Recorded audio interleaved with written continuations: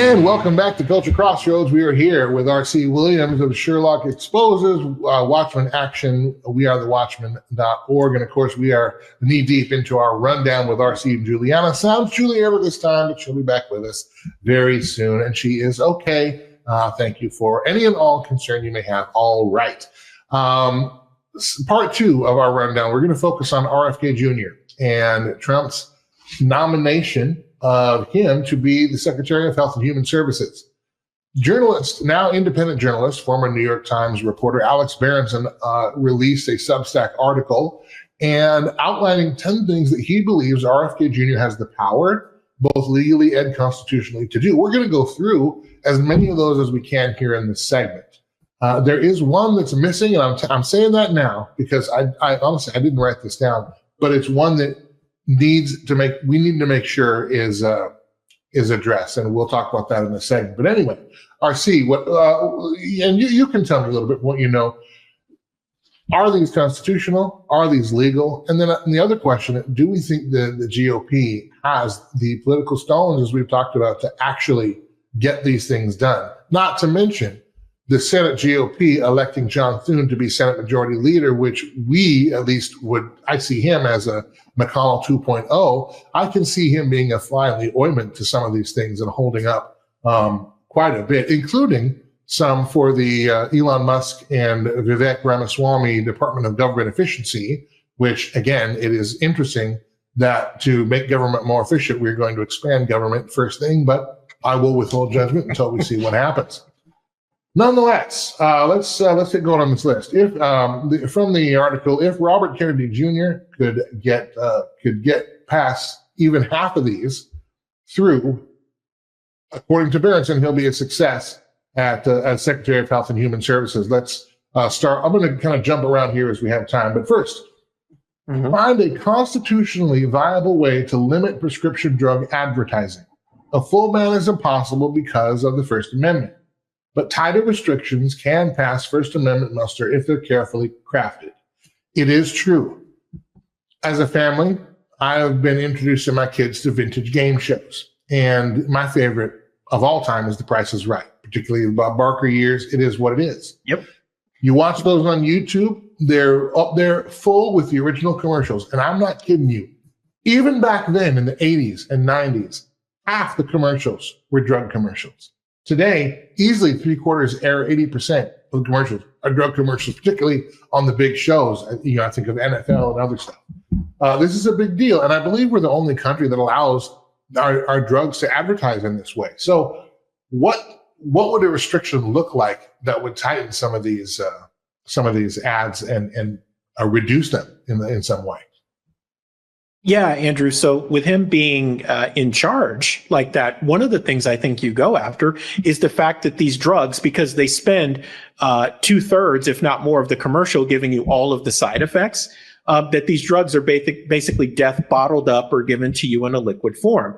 That's very clear and could be proven in any court of law because all you have to do is play the commercials themselves to help a jury or a judge understand, listen, they're basically peddling death here. If they weren't, there wouldn't be 2/3 of the commercial dedicated to the potential side effects. I think that RFK Jr. could start there and say, look, this is a public health crisis in the worst way possible. And we get evidence of it every minute of every day as we're bombarded by these ads. Now, there's also precedent for this, Andrew, because at one point, cigarettes or nicotine, doctors were paid to say that it was basically healthy to do that. And you see how quickly that went away once it was proven that that's not the case. So here we are again. He's got precedent and could easily prove in any court of law, and I think the Supreme Court would agree, that this, in essence, is a public health emergency and needs to be dealt with and clamped down on. Maybe you can't eliminate it completely, but I think you probably get 75-80% of that garbage off of TV if he takes the steps to do it. So by your response there, with the precedent of tobacco, that actually is a good segue to another one of Berenson's 10 things. Push to repeal the 1986 law that gives vaccine manufacturers essentially total immunity for vaccine-caused injuries. Wouldn't that have to precede something like tighter reining on pharmaceutical ads and so on However, just that by itself, shouldn't we be able to sue these companies for the damage that they cause us? So, Andrew, I think that he actually goes after that first, right? So that he basically destabilizes the ground that these guys stand on, because their back door has always been, well, you can't sue us because of this law, right? And you can't sue us because we put so much time and money into research and development to get this done that if you sued us, we'd never be able to get anything done. Here's what's interesting, though, Andrew. Even though that law is in place, these medical and pharmaceutical companies actually set aside money in the budget to settle claims. So for the people who do manage to figure out a way to go after them, whether it's class action or some other way, you are a rounding error on their balance sheet. So I think that he actually goes after this law and tries to repeal it first. So then what we talked about at the beginning actually has real teeth. And I think it's realistic. Like you said, if someone has the political stones to actually step up and say, there is no logical reason to protect these people from lawsuit, and if R&D is the answer to that question in your mind, then you have to ask yourself why they budget money anyway, even in lieu of that, to pay people off, and why it's a rounding error, cost of doing business. Yeah. How about this one? Declassifying and releasing all documents that the National Institutes of Health possess related to the lab leak theory of SARS-CoV-2, focusing on the relationship between Dr. Ralph Baric and Dr. Anthony Fauci. So interesting one, right? Because I think this also runs in line with why they wanted to hide stuff for 75 years on COVID, right? The only reason they want to do that is they want everybody dead before they get busted. I can't see, and I know what they're going to argue. They're going to argue, oh, this is a national security issue, and if this gets out, our enemies will use it.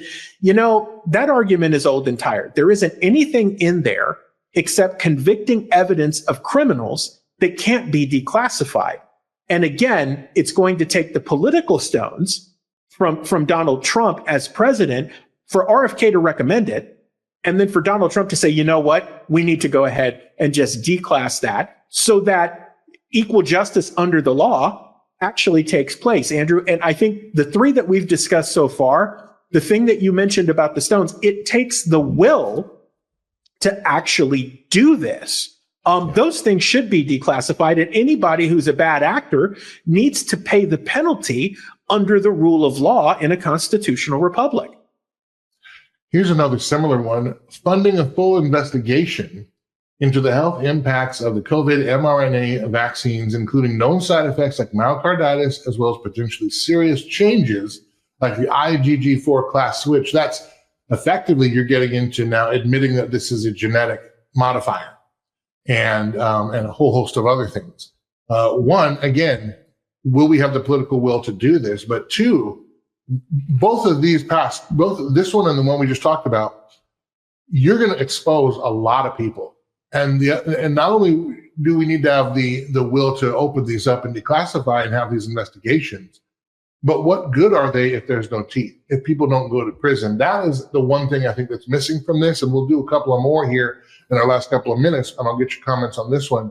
But one thing that Mr. Berenson didn't put in here is that the people who are exposed to have their hands in the cookie jar, who committed these atrocities on humanity, need to be put into prison, because we're going to find out how much they knew, when they knew it, who was covering up, all that kind of stuff. But that is also why I'm not confident these things get done, because I think too many people who would need to push this ball forward are people who would be in line for an orange jumpsuit, if you will.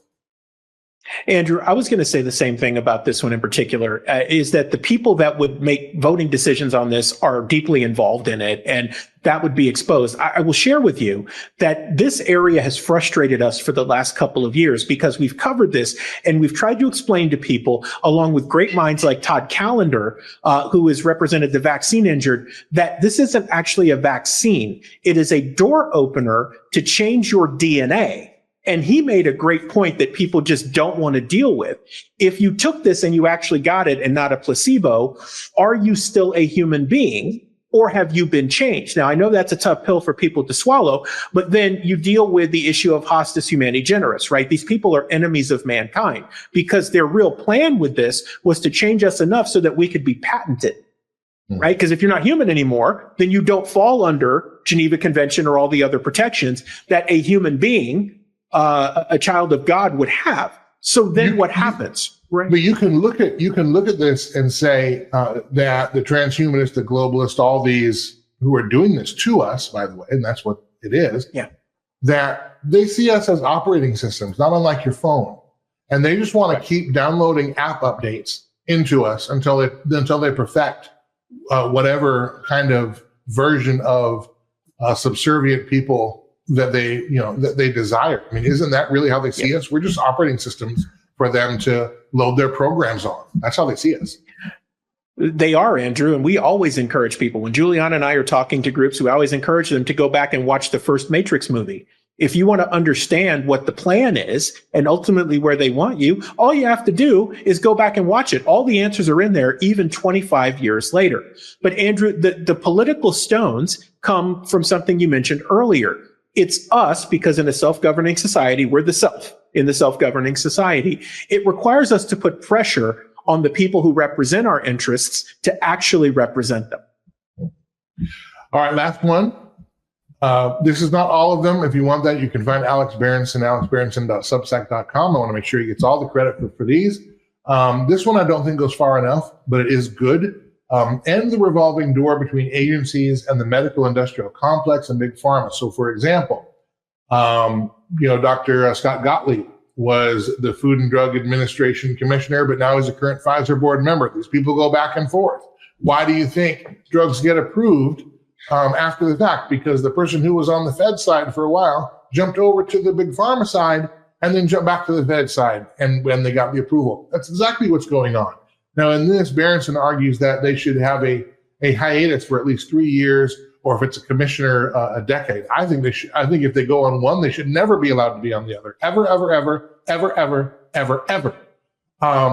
It doesn't go far enough.